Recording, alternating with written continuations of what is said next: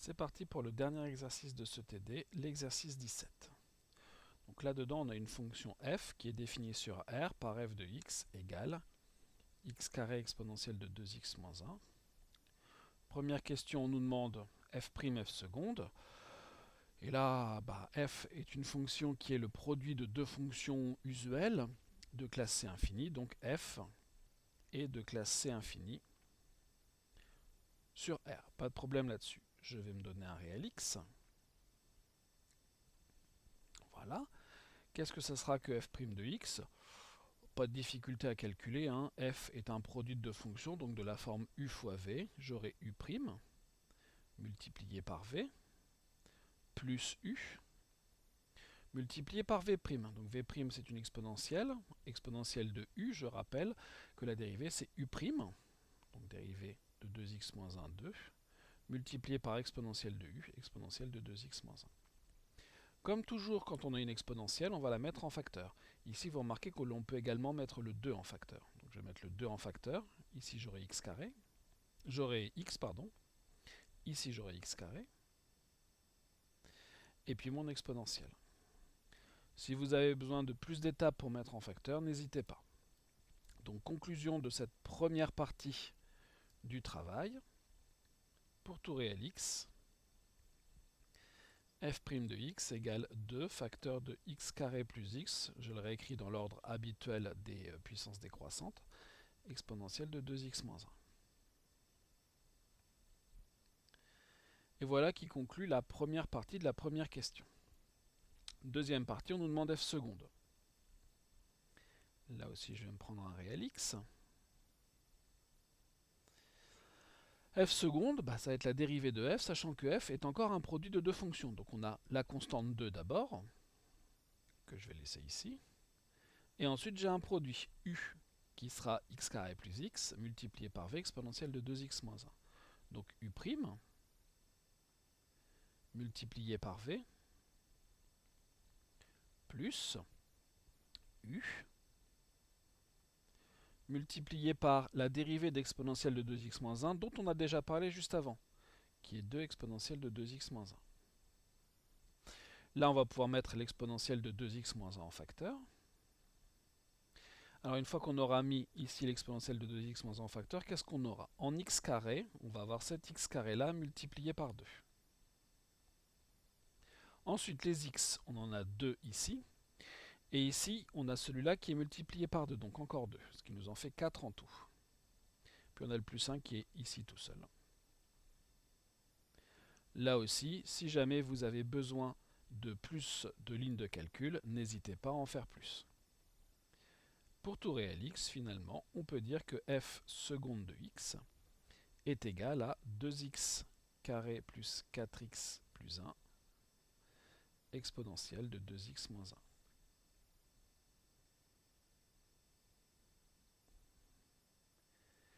Et voilà pour cette première question. Une première question sans difficulté majeure, une première question finalement qu'on aurait pu vous donner en terminale sans problème. Deuxième question. On nous parle maintenant de la dérivée énième de la fonction, donc ça aurait été un petit peu plus difficile en terminale, et nous allons donc démontrer la formule que l'on nous donne ici par récurrence. On va se donner un entier n. Voilà, on va noter Pn la proposition suivante,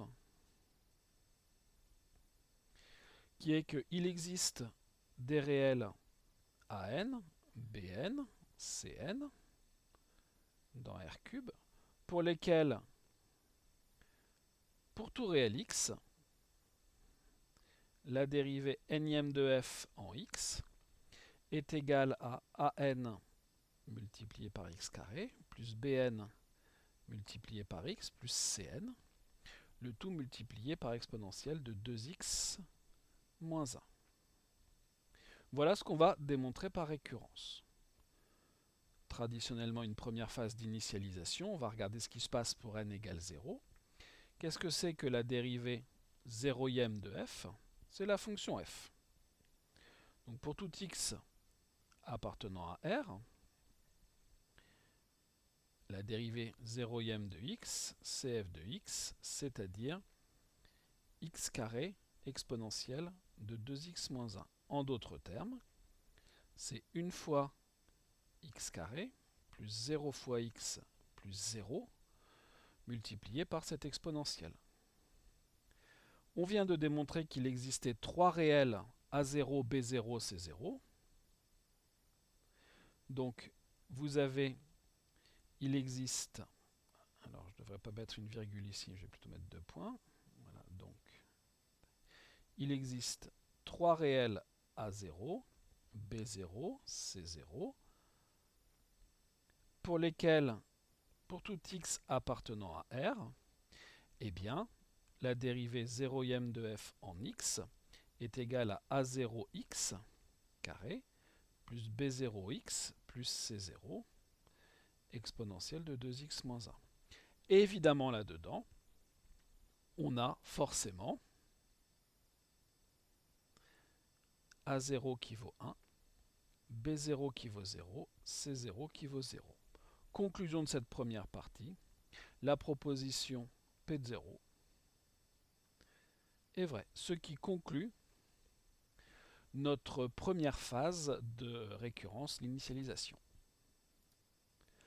On va pouvoir passer à la deuxième phase, donc l'hérédité. On prend un réel K, tel que la proposition PK est vraie. C'est-à-dire que il existe 3 réels AK, BK et CK, on ne sait pas trop lesquels, mais peu importe, tels que pour tout réel x, la dérivée km de f en x, c'est AK x carré plus BK x plus CK multiplié par exponentielle de 2x moins 1. C'est un peu mal écrit, mais c'était pour que ça tienne sur la ligne. Notre but maintenant, c'est de calculer ce qui se passe pour f dérivé k plus une fois. Je prends donc un réel.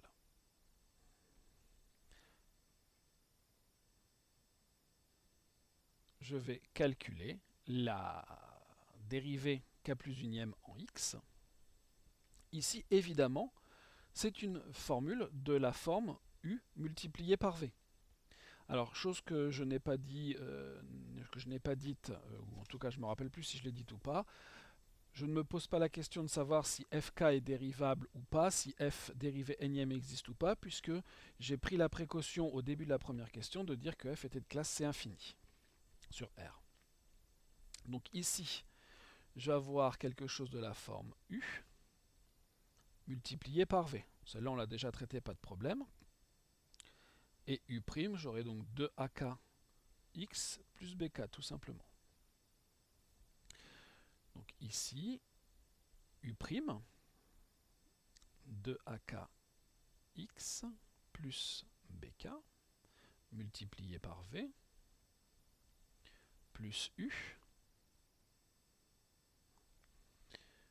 plus bk x plus ck multiplié par la dérivée d'exponentielle de 2x moins 1 que l'on a déjà rencontré 2 fois pour le moment. Voilà. Et toujours pareil, toujours la même histoire, je vais mettre l'exponentielle en facteur. Donc ici, je vais avoir 2ak x carré.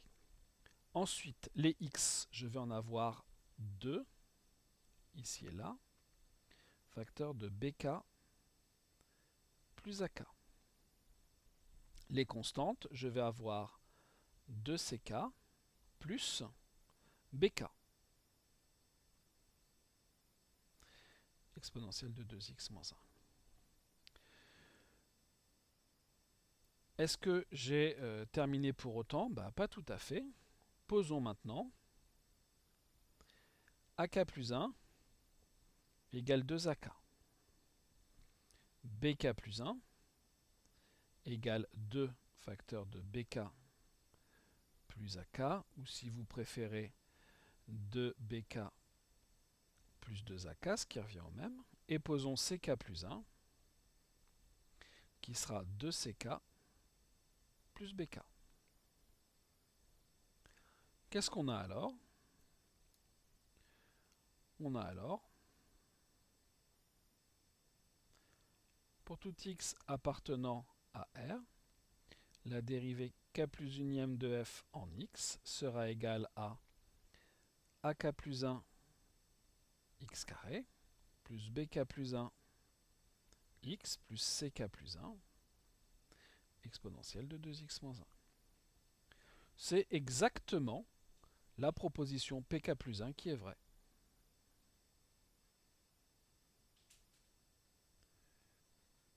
Conclusion, par principe de récurrence,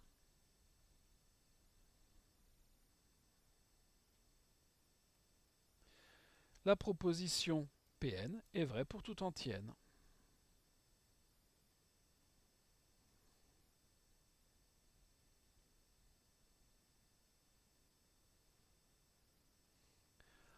En d'autres termes, il existe, alors hop, pour tout entier n, il existe des réels an, bn, cn, tels que pour tout x appartenant à R, la dérivée énième de f en x est égale à an x carré plus bn x plus cn multiplié par exponentielle de 2x moins 1 avec les trois suites finalement, puisque ce sont des suites. Donc A0 égale 1, B0 égale 0, C0 égale 0 et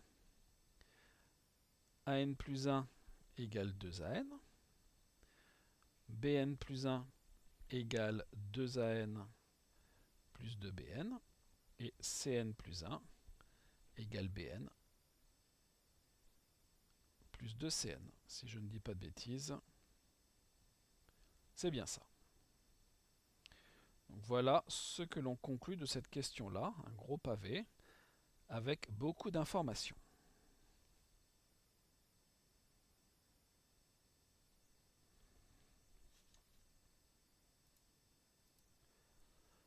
Troisième question assez longue, où on va étudier finalement ces suites AN, BN et CN.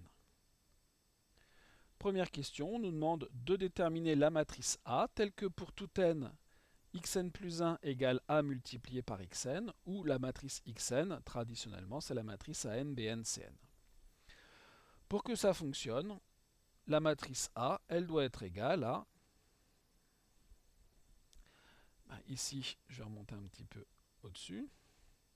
AN plus 1, ça doit être 2AN. Donc ici, je vais avoir 2, 0 et 0. Bn plus 1, c'est 2AN plus 2BN. Il n'y a pas de CN. Cn plus 1, il n'y a pas de AN. Par contre, il y a 1 BN et 2 CN. Donc voilà la matrice A. Ça n'existe pas. Donc voilà la matrice A. Cette matrice A, on va l'utiliser. Donc on nous dit qu'on admet que pour tout n, x puissance n égale AN, A puissance n multiplié par x0. Si jamais on avait à démontrer ça, il suffirait d'utiliser une petite récurrence encore. Bon, il y en a déjà eu une grosse au-dessus, hein, voilà, on peut l'admettre, il n'y a pas de souci. De toute façon, on nous dit de l'admettre dans l'exercice. Question B. On nous demande de déterminer la matrice J telle que A égale 2i plus J, pour commencer. Donc là, ici, vous remarquez qu'il y a des 2 sur la diagonale. Donc A, ça sera 2i, plus la matrice 0, 0, 0, 2, 0, 0, 0, 1, 0. Donc cette matrice-là, c'est la matrice J. Donc A égale 2i plus J avec J égale 0, 0, 0, 2, 0, 0, 0, 1, 0. Bon, c'est réglé. Deuxième question, un petit peu plus délicate, enfin on va voir que non en fait, hein, qui est de calculer J puissance P pour P appartenant à N. Donc on a J puissance 0. Ça, pas de problème, c'est l'identité. J puissance 1 Pas de problème, c'est J, on la connaît. Calculons J au carré. J au carré, donc je vais avoir cette matrice-là multipliée par celle-là, donc 0 fois, plus 0 fois n'importe quoi, plus 0 fois n'importe quoi, plus 0 fois n'importe quoi. Ici, je vais obtenir 0. Pas de problème. Ensuite, même chose, hein, cette première ligne multipliée par n'importe quoi, j'aurai 3 fois 0 ici sans aucun problème. Ensuite, je vais avoir cette ligne-là qui va être multipliée par cette colonne-là. 2 fois 0, 0, 0 fois 2, 0, 0 fois 0, 0. Ensuite, cette ligne-là multipliée par cette colonne-là, 2 fois 0, 0, 0 fois 0, 0, 0 fois 1, 0. Ça, c'est réglé aussi. Et puis toujours cette ligne-là multipliée par cette colonne qui ne comporte que des zéros, donc facile, 0. Et puis j'ai la dernière ligne que je vais devoir multiplier par chacune des colonnes. Donc 0 multiplié par 0, 0. 1 fois 2, 2. 0 fois 0, 0. Donc ici je vais avoir 2. Ensuite 0, 1, 0 multiplié par cette colonne-là. 0 fois 0, 0. 1 fois 0, 0. 0 fois 1, 0. Hop. Et puis dernière chose, je vais avoir cette ligne-là multipliée par cette colonne-là, ce qui va me faire encore 0. Donc voilà ma matrice J carré, qui n'est pas bien grosse. Passons à J au cube. Donc J au cube, c'est J carré multiplié par J. Donc que des zéros multipliés par n'importe quoi, vous l'aurez compris, ça va me faire des zéros dans la première ligne. Ici, évidemment, je vais avoir la même chose. Puis ensuite, je vais multiplier cette troisième ligne par cette première colonne. 2 fois 0, ah ben ça fait 0. 0 fois 2 fois 0, ça fait 0. Et 0 fois 0, ça fait 0. Cette troisième ligne multipliée par cette colonne-là, je vais avoir 2 fois 0, 0. 0 fois 0, 0. 1 fois 0, 0. Et puis, cette dernière ligne multipliée par cette colonne qui n'a que des zéros, la matrice J au cube, c'est la matrice nulle. Et à partir de là, cette matrice nulle, je vais la multiplier par la matrice J un certain nombre de fois, mais la matrice nulle multipliée par quelque chose, par une autre matrice, ça nous fait toujours la matrice nulle. Donc conclusion, J puissance 0 c'est l'identité, J, voilà notre matrice J, J au carré, voilà notre matrice J au carré, et pour tout P supérieur ou égal à 3, bien sûr P entier, et bien J puissance P, c'est la matrice nulle. Donc ça avait l'air compliqué, mais en fait, ça ne l'est pas. Passons à la troisième partie de cette question 3. On nous demande de déterminer, d'en déduire, la matrice A puissance n. Bon. Alors non pas soit A, mais plutôt soit n, un entier. Qu'est-ce que c'est que A à la puissance n? C'est 2i plus j, le tout à la puissance n. Or, on a vu dans une petite vidéo que si jamais les matrices I et J, enfin c'est les matrices 2i et J, mais donc I et J commutent, on pouvait appliquer la formule du binôme pour ces matrices-là. Alors quand je dis on l'a vu en vidéo, hein, c'est une vidéo que je vous ai mise sur la chaîne YouTube, mais que vous n'avez pas forcément regardé, donc si vous avez un souci, vous la regarderez.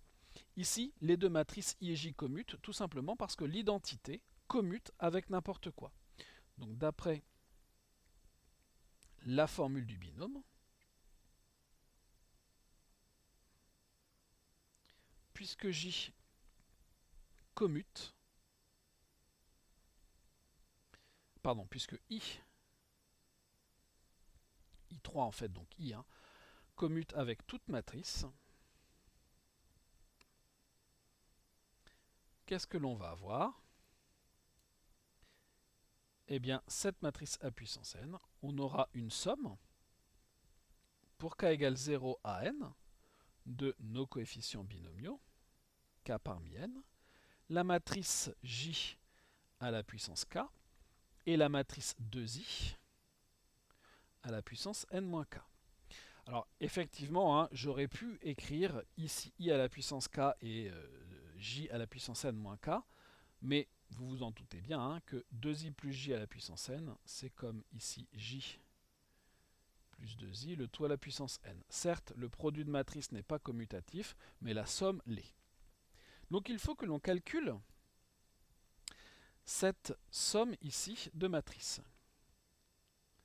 Et en fait, dès que la puissance de j va être supérieure ou égale à 3, ça vaudra 0. Donc toujours pareil, hein. Ici on va supposer que n est supérieur ou égal à 3. Calculer a à la puissance 0 à la puissance 1, à la puissance 2 finalement, hein, c'est pas un vrai problème. Donc ici, est-ce que... oui, on va supposer que n est supérieur ou égal à 3. Est-ce que ça peut marcher à partir de 2 Oui, oui. N supérieur ou égal à 2, ça suffira. Donc, qu'est-ce qui se passe pour k égale 0? Donc on a 0 parmi n, multiplié par j à la puissance 0, multiplié par 2i à la puissance n-0, donc à la puissance n. Bon. Plus, qu'est-ce qui se passe pour k égale 1?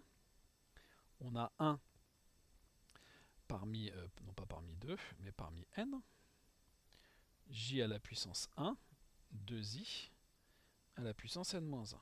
Plus, qu'est-ce qui se passe pour n égale 2? On va voir cette chose-là. J au carré et 2i à la puissance n-2. Et de toute façon, si n est plus grand, comme j à la puissance n sera la matrice nulle, il n'y aura plus rien. Donc peu importe la puissance que l'on a, si elle est supérieure ou égale à 2, on a toujours ça. On regardera ce qui se passe bien sûr après si n égale 0, 1 et 2 qui ne sont pas compris dans cette formule. On va quand même améliorer les choses. 0 parmi n, 0 parmi n'importe quoi, ça fait toujours 1.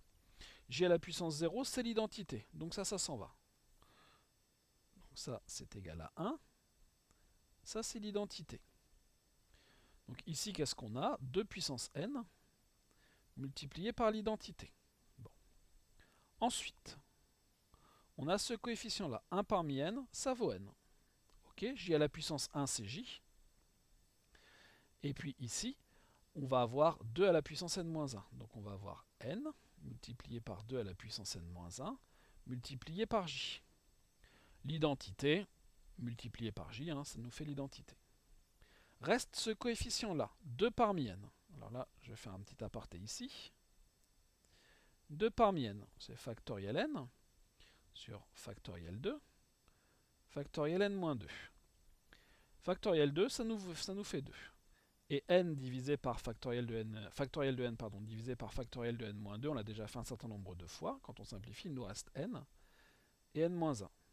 Donc ce coefficient-là, il vaut n-1 sur 2. Ensuite, il y aura la puissance de 2 à traiter, n-1 sur 2. La puissance de 2, c'est 2 à la puissance n-2, j carré. Et j'aurai l'identité à une certaine puissance, mais qui multiplié par j carré nous donne ça. Donc voilà notre matrice.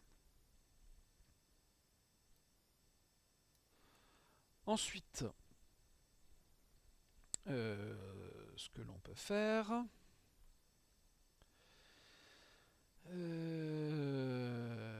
voilà, donc ici 2 puissance n fois i, donc on aura 2 puissance n, 0, 0, 0, 2 puissance n, 0, 0, 0, 2 puissance n. Plus, ensuite, l'autre morceau, je multiplie 2 puissance n-1 n par j. On se rappelle que j, c'est cette matrice-là. Donc on aura des 0, on aura juste un 2 et un 1 ici. Donc 0, 0, 0.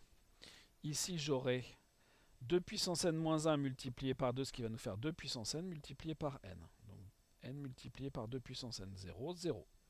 0. Ici, c'est multiplié par 1. Deuxième morceau. Plus mon troisième morceau. Donc là, je vais avoir un petit peu plus de travail. Mais il est multiplié par j au carré. J au carré, c'est cette matrice dans laquelle vous n'avez que des 0. Et ici, vous avez un 2. Donc ça, je vais le multiplier par 2. Et si on regarde bien, multiplié par 2, ça va nous simplifier ce coefficient-là. Donc on aura n, n-1, 2 puissance n-2, et 0, 0. Bon, c'est un petit peu décalé parce que je n'ai pas bien fait attention, j'ai pris un peu de place. Et il nous reste à faire la somme de tout ça. Donc premier coefficient ici, j'ai 2 puissance n. J'ai que des 0 après. Ensuite, j'ai 0 plus n 2 puissance n, n fois 2 puissance n. Après ici, j'ai 2 puissance n. Et après, j'ai des 0. Ensuite, ce coefficient-là, il n'y en a qu'un seul qui est non nul, c'est celui-là. Remarquez cependant qu'ici, la division là, n-2, on va pouvoir mettre n, n-1 sur 4. Et puis on va pouvoir retirer ça, ça revient au même, hein, puisque 2 au carré, ça nous fait 4. Donc n, facteur de n-1 sur 4, 2 à la puissance n, c'est bien pratique, on n'a plus que des 2 puissance n.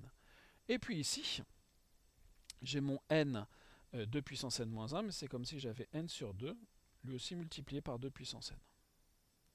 Voilà ma matrice A puissance n, si n est supérieur ou égal à 2. Maintenant, qu'est-ce qui se passe si n est inférieur à 2?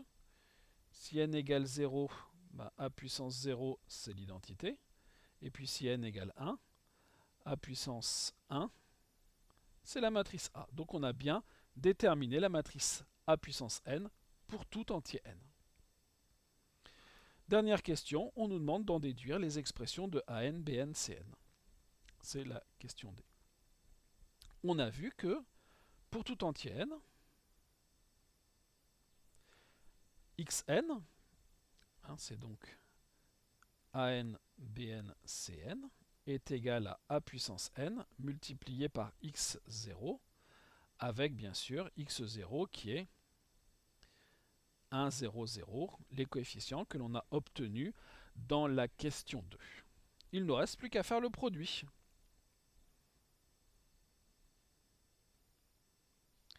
Donc on a AN, BN, CN, qui sera égal à notre matrice A à la puissance n. Donc ici on a 2 puissance n, 0, 0.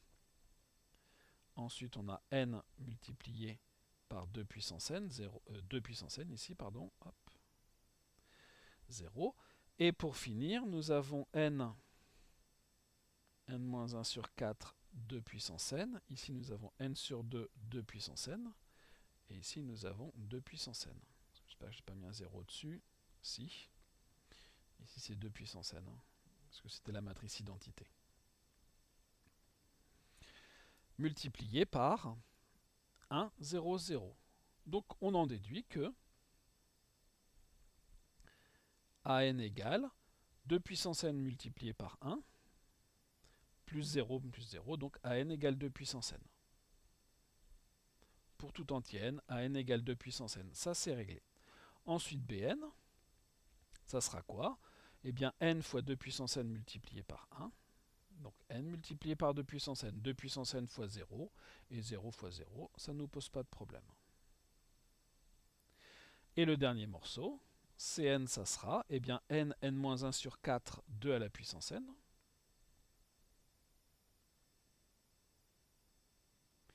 plus n sur 2 multiplié par 2 à la puissance n multiplié par 0, ça s'en va, et 2 puissance n multiplié par 0, ça s'en va aussi. Donc voilà nos trois expressions de AN, BN, CN en fonction de n. Reste à vérifier la formule qu'on nous donne.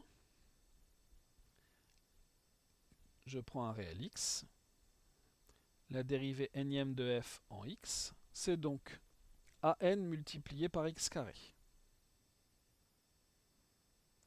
Plus BN multiplié par x. Plus CN.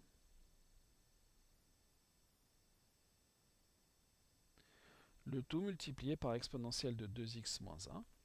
C'est-à-dire en mettant 2 puissance n en facteur, puis en réécrivant l'exponentielle au départ comme ça nous est donné dans l'énoncé, il nous reste x carré plus nx plus ce dernier terme, n-1 sur 4. Et voilà qui conclut cet exercice 17, donc dernier exercice de ce TD.